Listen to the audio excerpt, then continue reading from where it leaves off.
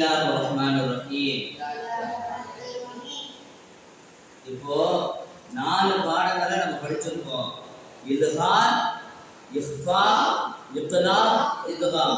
4 பாடங்களை நம்ம படிச்சு முடிச்சாச்சு. இப்போ அடுத்து என்ன நம்ம படிக்க போறோம்னா, இத்காமுடைய சட்டத்துல எத்தனை எழுத்து இத்காம் எழுத்து எத்தனை எழுத்து சொன்னோம்? 6. இத்காம் எழுத்து எத்தனை எழுத்து சொன்னோம்? 6. அந்த 6 எழுத்துக்கள் என்னென்னது?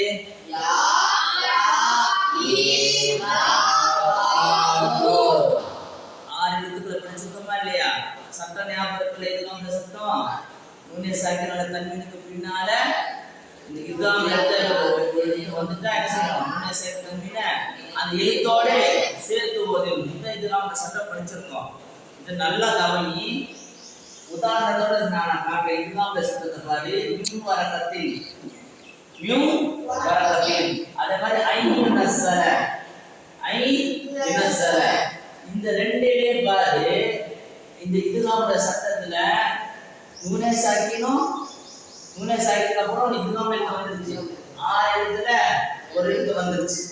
மின் வரகத்தில் சேர்த்து ஓதியாச்சு. அதே மாதிரி ஐன் நஸல நூனே சாக்கின அப்புறம் அந்த 6 எழுத்துல ஒரு எழுத்து வந்துருச்சு, சேர்த்து ஓதிட்டோம்.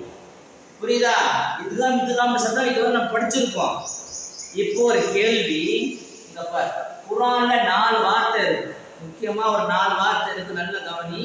துன்யா, சத்தமா சொல்லு. துன்யா, புன்யானுன், புன்யா, கின்வானுன், சின்வானுன்.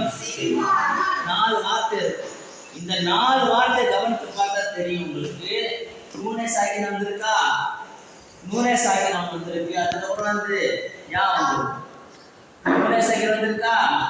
நூனே சாக்கின அப்புறம் என்னது? யா வந்திருக்கு. இந்த நூனே சாக்கின அப்புறம் இந்த யா வந்து எதோட இருக்கு? இதுகாம் எழுத்து தானே. ஆனா என்ன செஞ்சிருக்கோம்? இதுகாம் செய்யல. இதுகாம் செஞ்சிருக்கோமா? செய்யல. குர்ஆன் எடுத்து பாரு. இந்த 4 வார்த்தை இதுகாம் இருக்காது. தெளிவா ஓதுவோம். துன்யா நூனே சாக்கின தெளிவா வெளிப்படுத்தி ஓதுவோம். இது எப்படி, இது என்னது அப்படின்னு சொல்லி பார்த்தா நல்லா ஞாபகம் வச்சுக்கோங்க. இதுகாம் சட்டம் ஆரம்பிக்கும் போது சொன்னேன். இதுகாம் சட்டம் ஆரம்பிக்கும் போது சொன்னேன். இதுகாம் என்றால் இணைத்து ஓதுதல். இதுகாம் என்றால் என்னது? இணைத்து ஓதுதல். இணைக்கிறது, சேர்க்கிறது அப்படின்னு சொல்றாங்க. அவனை எப்ப சேர்க்க முடியும்? சேர்க்கிறதே சொல்றோம், இணைக்கிறது சொல்றோம். அவனை எப்ப சேர்க்க முடியும்? பிரிஞ்சு இருந்தாலும் சேர்க்க முடியும். நல்லா கவனிச்சியா? பிரிஞ்சு இருந்தாலும் என்ன செய்ய முடியும்? சேர்க்க முடியும். அப்போ நூனே சாக்கின ஒரு வார்த்தையிலையும் இந்த இதுகாமுடைய ஒரு எழுத்து ஒரு இன்னொரு வார்த்தையில இந்த எழுத்துக்கு பிரிஞ்சிருக்கு. விளங்குறவங்களுக்கு நூனே சாக்கின ஒரு வார்த்தையிலையும் அல்லது தன்வீனோட வச்சுக்க எந்த ஒரு இதுகாமுடைய சட்டம் இருந்தாலும் சரி, நூனே சாக்கினோட தன்வீனம் ஒரு வார்த்தையில இருக்கும். இதுகாமுடைய எழுத்து வேற வார்த்தையில இருக்கும். பிரிஞ்சிருக்கும். அந்த பிரிஞ்சிருந்ததை சேர்க்கிறாங்க. அதான் இதுகாம் சட்டம். ஆனா இந்த 4 வார்த்தைகள் மட்டும் குர்ஆன்ல வேற எந்த வார்த்தையும் கிடையாது. குர்ஆன்ல இந்த 4 வார்த்தை தான். விதிவிலக்கு மாதிரி 4 வார்த்தை தான். இதுகாமுடைய சட்டத்தை இது உடைக்கிறது.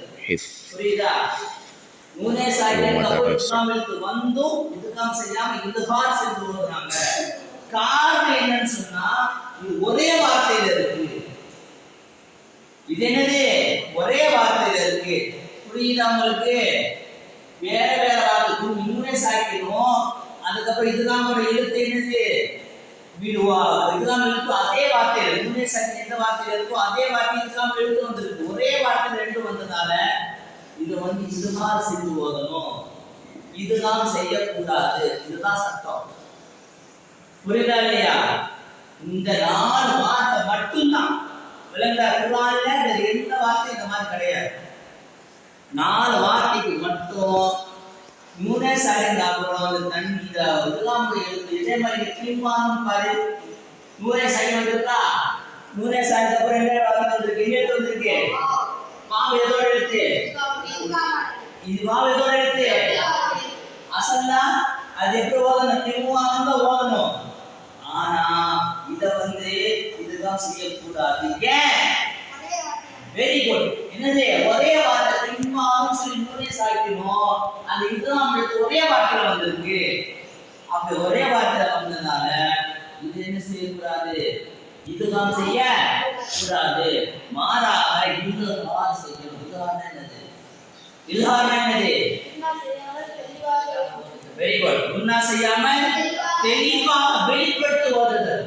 என்னது? தெளிவாக வெளிப்படுத்தி ஓதணும். அப்படிதான் ஓதணும். சொல்லுங்க துன்யா. சத்தமா சொல்லு துன்யா. புன்யானுன். கைன்வானுன். சின்வானுன். சொல்றது நல்லா வரைஞ்சா புரிஞ்சிருச்சுல? இன்ஷா அல்லாஹ் எழுதிக்கீங்க. அந்த லெட்டர்ஸ் அந்த வார்த்தைகளை வந்து நான் எழுதி போடுறேன். நான் எழுதி போடுறேன், அதை பார்த்து எழுதிக்கிங்க.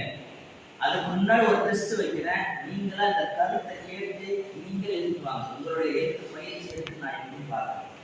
விளங்குதா? உங்களுக்கு புரிஞ்சிச்சுல பாடம்? நீங்களா உங்களுக்கு நீங்க படிச்ச பிள்ளைங்க. சில பேர் டெஸ்ட் படிக்கிறீங்க, எழுத்து நான் எல்லாம் படிச்சு பெரிய பிள்ளைங்க தான் நீங்க. இப்போ நான் கேட்டதை இந்த பாடம் நடத்ததை நீங்களா எழுதுங்க. நீங்களா சுய எழுதிக்குவாங்க. என்ன வந்து காட்டுங்க. சரியா? அதுக்கப்புறம் உங்க டேலண்ட் நான் பார்த்தப்ப நான் போட்டு எழுதி போறேன். சரியா? ஓகேவா?